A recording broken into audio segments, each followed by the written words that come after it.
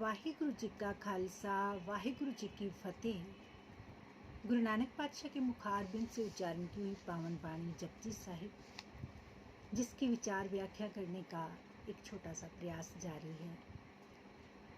सतगुरु रहमत करे, गुरु कृपा करे कि कोई अक्षर इस पावन वाणी का मन वचन कर्म से हमारे हृदय में बस जाए, जिसकी बदौलत हमारा ये मानव जीवन जो है वो सफल हो सके। इसी आस और विश्वास के साथ आज गुरु नानक पातशाह के मुखारबिंद से उच्चारण की हुई ये पावन वाणी की 30वीं पौड़ी की विचार व्याख्या करने का मिलकर छोटा सा प्रयास करते हैं।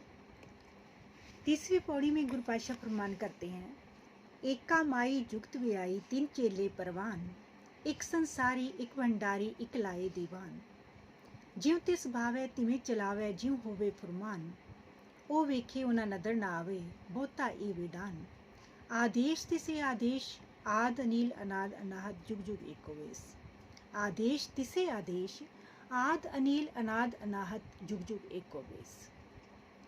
प्रस्तुत पौड़ी में श्री गुरु नानक देव जी लोगों में प्रचलित एक विशेष धारणा कि ब्रह्मा विष्णु महेश ये त्रिदेव इस सृष्टि में क्रमशः सृजनकर्ता, पालनहार और संहारक के रूप में कार्यरत है।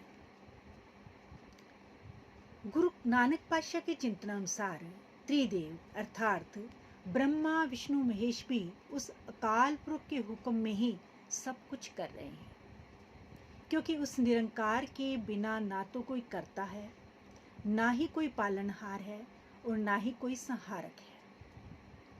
अतः गुरु नानक देव जी का पावन फरमान है, एका माई जुगत व्याई तीन चेले परवान। एक युक्ति से माया प्रसूता हुई, एक युक्ति से माया प्रसूता हुई और उसने तीन प्रमाणिक देव पैदा किए, अर्थात तीन विशेष शक्तियां पैदा हुई, ब्रह्मा विष्णु और शिव जी, जिनमें से एक संसारी अर्थात ब्रह्मा जी सृष्टि की उत्पत्ति करने वाले माने जाते हैं, और एक भंडारी अर्थात विष्णु जीवों को रिज्क पहुंचाने वाले, उनके पालनहार, और एक दीवान लगाने वाले अर्थात शिव जी जीवों का संहार करने वाले, संहारक। परंतु विचारणीय तथ्य यह है कि चाहे यह विशेष व्यवस्था उन्हें सौंपी गई है, पर यह समस्त क्रियाएं तो उस अकाल पुरुष की रजा में ही, उसके हुक्म में ही हो रही हैं। जो उस परमात्मा को अच्छा लगता है वही वह इन तीनों देवों से करवाता है। अतः ब्रह्मा विष्णु महेश इन तीनों देवताओं पर भी हुक्म उसी परिपूर्ण परमात्मा का चल रहा है।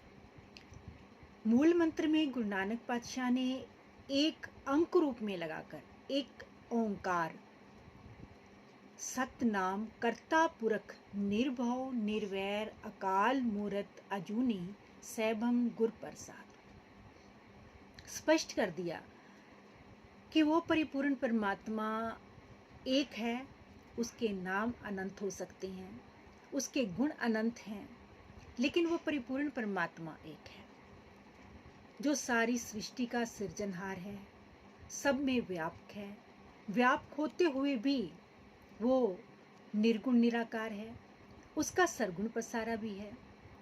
कर्ता पुरख निर्भव, वो भय से रहित है, निर्वैर वैर से रहित है। कर्ता पुरख निर्भव निर्वैर अकाल मूरत अजूनी सैभम गुर प्रसाद, अकाल समय का जिस पर प्रभाव नहीं, काल से रहित, काल से परे। वो परिपूर्ण परमात्मा अजोनी है, योनियों में नहीं आता, उसका जन्म नहीं है, इसलिए मृत्यु का सवाल ही पैदा नहीं होता। वो परिपूर्ण परमात्मा, वो वाहिगुरु, वो निरंकार प्रभु, वो परमात्मा स्वयं से प्रकाशवान है, सैभंग स्वयं से प्रकाशवान है, उसे कोई अस्तित्व में लाने वाला नहीं है। वो सबको अस्तित्व में लाने वाला है, लेकिन उसे कोई पैदा करने वाला नहीं है, क्योंकि उसका जन्म ही नहीं है।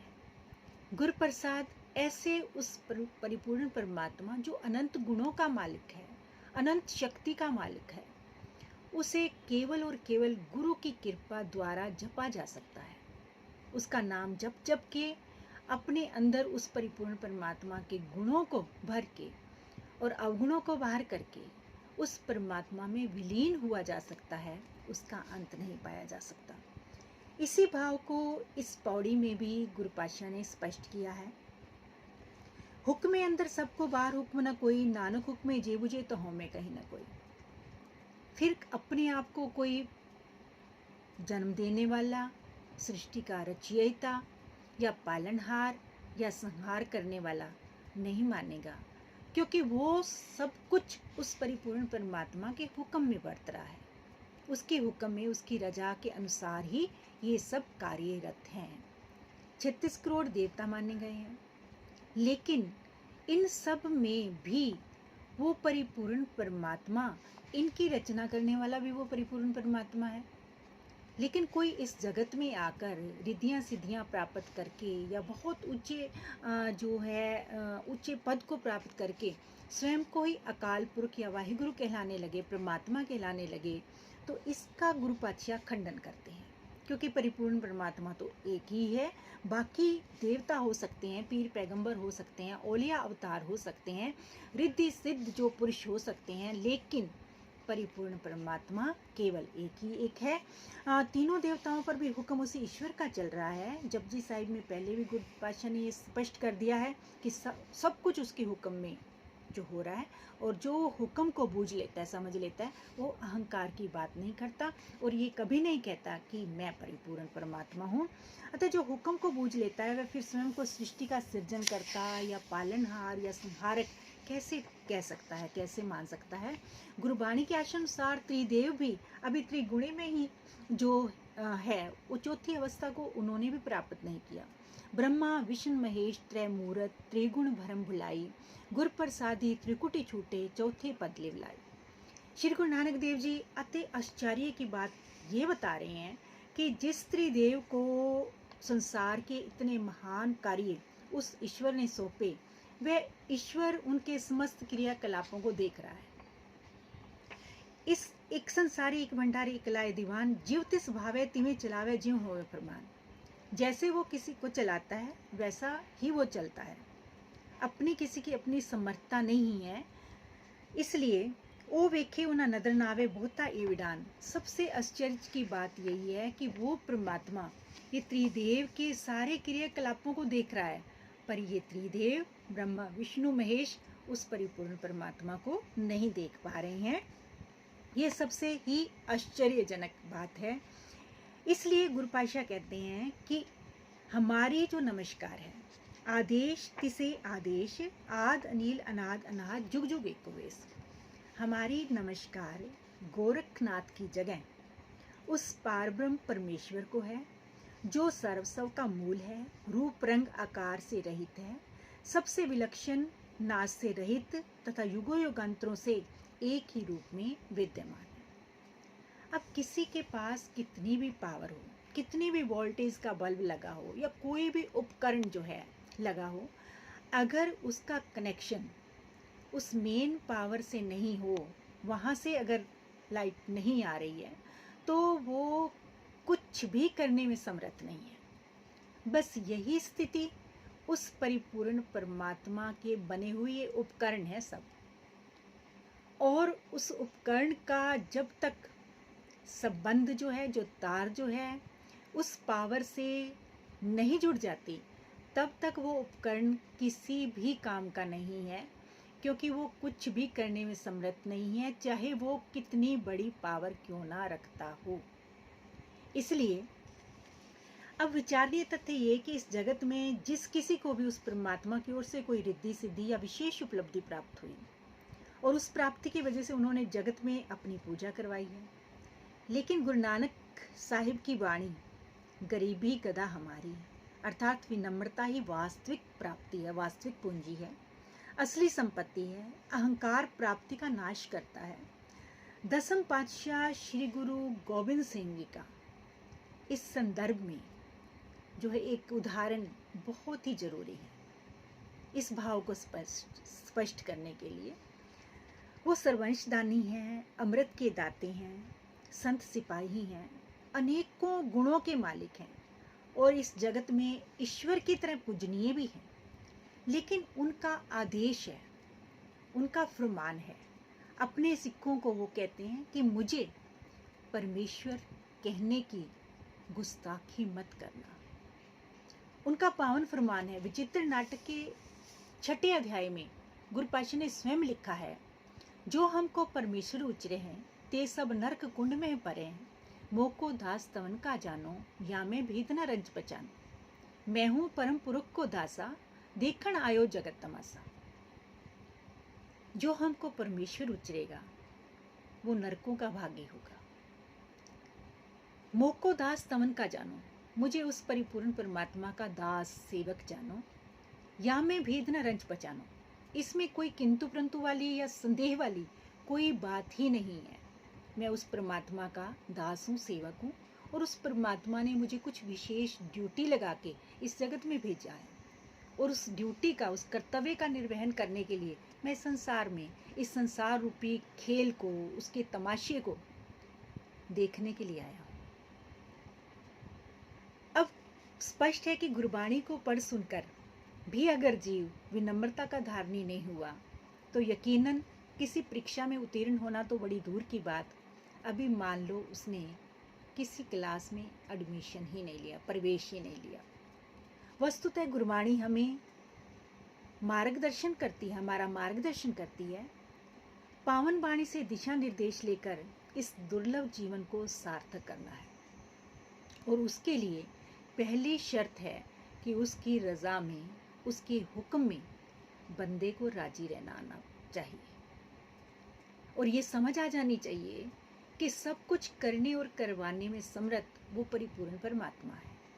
उसके हुक्म के बिना हम सब कह देते हैं, कथनी तौर पर कह देते हैं कि पत्ता भी नहीं हिल सकता, लेकिन छोटी सी प्राप्ति पर भी हम गुमान बहुत कर लेते हैं, और यही गुमान, यही अहंकार हमारी प्राप्तियों के विनाश का कारण बन जाता है। कहते हैं एक केंद्र बिंदु से यात्रा शुरू होती है, फिर कुछ समय हम सीधे रास्ते चल रहे होते हैं, फिर अगर हम मार्ग से भटक जाएं और फिर दिशा बदल लें तो ऐसे तो हमारा सारा जीवन व्यतीत हो जाएगा और हम उस मकसद तक, उस मंजिल तक नहीं पहुंच पाएंगे जिस मकसद और मंजिल प्राप्ति के लिए हमें ये 84 लाख योनियों में जो सर्वश्रेष्ठ योनि मानव जीवन मिला है। जिस देही को देवते लोचे, कहते जिस देही की प्राप्ति के लिए, क्योंकि उनके पास भी भोग भूमि है, देवताओं के पास भी भोग भूमि है, उन्होंने नेक कर्म किए, इस कदर किए कि वो देवत्व को प्राप्त हो गए, लेकिन अब वो कर्म भूमि पे नहीं है। कर्म भूमि केवल और केवल मनुष्य के पास है, ना देवताओं के पास, और ना ही मनुष्य से जो नीचे हैं, पशु पंछी कीट पतंगे, जितना भी, जो भी 84 लाख जोनियां मांगनी है ना, उनके पास भी कर्म भूमि नहीं है। वो भी भोग भूमियाँ हैं, और देवत्व वाली जो है वो भी भोग भूमि है। मनुष्य के पास कर्म भूमि है, इसलिए गुरबाणी हमें नेक कर्म करने के लिए प्रेरित करती है, और इस प्राप्ति का अभिमान न करते हुए उस परिपूर्ण परमात्मा का शुक्राना करने के लिए मार्ग दर्शन करती है कि सब कुछ करने और करवाने में जो समर्थ है वो सर्वशक्तिमान परम पिता परमात्मा है। उसको जिस भी नाम से याद करो, जिस भी नाम से पुकारो, क्योंकि गोविंद भाव भगत का भूखा। वो परमात्मा हमारी भावना देखता है, वो किसी हमारे ओहदे को, क्योंकि सब कुछ उसी का बख्शा हुआ है ना, उससे वो प्रभावित नहीं होता, ना हमारी अमीरी से, ना हमारे किसी पद से, ना हमारी किसी और प्राप्ति से और किसी कला से। तभी तो गुरबाणी में स्पष्ट किया है, लोगा भरम न भूलो भाई, खालक खलक खलक में खालक, पूर्ण रहो सब ठाई। वो परिपूर्ण परमात्मा सब जगह, कण कण में, चींटी से लेकर कुंजर हाथी तक, सब में वो परिपूर्ण परमात्मा आ बसता है, और उसका हुक्म जो है सारी प्रकृति पर चलता है। कण कण पे, जरे जरे पे उसका हुक्म चलता है, और जो उसकी हुक्म की अवहेलना करता है, और अवहेलना कौन करेगा, केवल एक मनुष्य ही तो करता है ये गुस्ताखी। इसलिए उस परिपूर्ण परमात्मा की भय अदब में रहते हुए, क्योंकि वो निर्भय स्वरूप है, उसके भय अदब में रहेंगे तो हमें दुनिया का भय नहीं रह जाएगा। और दुनिया का भय नहीं होगा तो हम किसी के प्रभाव अधीन होकर किसी गलत कार्य की ओर प्रवृत्त ही नहीं होंगे। उस परिपूर्ण परमात्मा का भय अदब हमें निर्भय स्वरूप बना देता है। फिर हम लोकाचार के लिए, लोक दिखावे के लिए कर्म कांड नहीं करते, केवल सतगुरु जागता है देव, वो परिपूर्ण परमात्मा और मेरा सतगुरु मेरी हर करनी को, मेरी हर सोचने को, मेरे अंतःकरण में क्या चल रहा है उसको भी देख रहा है, और उसके मुताबिक मुझे फल की भी प्राप्ति होनी है। जित कीता पाइए अपना, सा घाल बुरी क्यों घालिए। जब अपने ही कर्मों पर फैसला है तो फिर बीज गलत क्यों बोए जाएं। इसके प्रति सतर्कता हमेशा बनी रहे, ये भावना बनी रहेगी तो हमारा जीवन जो है सहज और सुगम हो जाएगा। नहीं तो जितनी चालाकियाँ करेंगे उतना ही उस दलदल में हम खुद फंसते जाएंगे। किसी को गलत साबित करने में, या किसी धर्म को हम छोटा दिखाने में, या किसी को इस तरह से अपने उस प्रभाव में लाने के लिए बस नेक रास्ते पे चलते जाओ।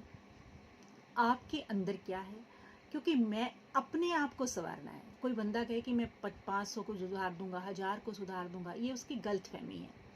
खुद अपने आप को उस परिपूर्ण परमात्मा के स्पुर्द कर दो, समर्पित कर दो, क्योंकि घट घट के अंतर की जानत, भले बुरे की पीर पहचानत। वो घट घट के जानने वाला है, भले बुरे की पीर को पहचानने वाला है। और कर्मी कर्मी हुए विचार, सच्चा आप सच्चा दरबार, ये भी सब स्पष्ट है। क्योंकि कहा है गीता में भी, कर्म किए जा फल की इच्छा मत करे इंसान, जैसे कर्म करेगा वैसा फल देगा भगवान। फल उस परिपूर्ण परमात्मा के हाथ में है।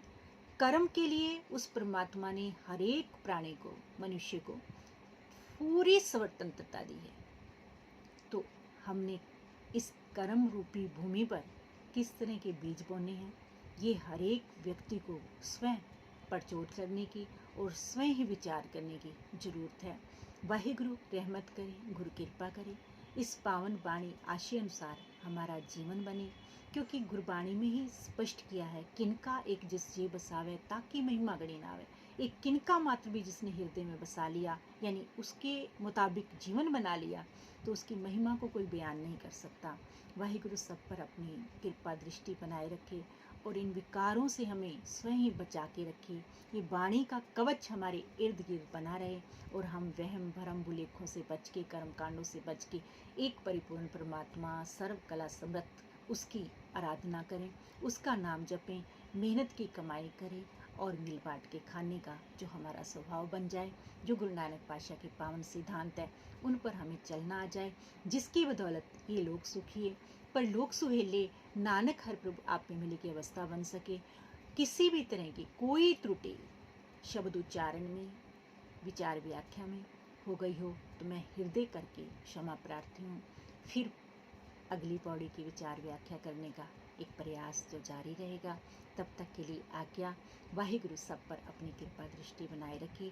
इसी आस और विश्वास के साथ वाहिगुरु जी का खालसा, वाहिगुरु जी की फतेह।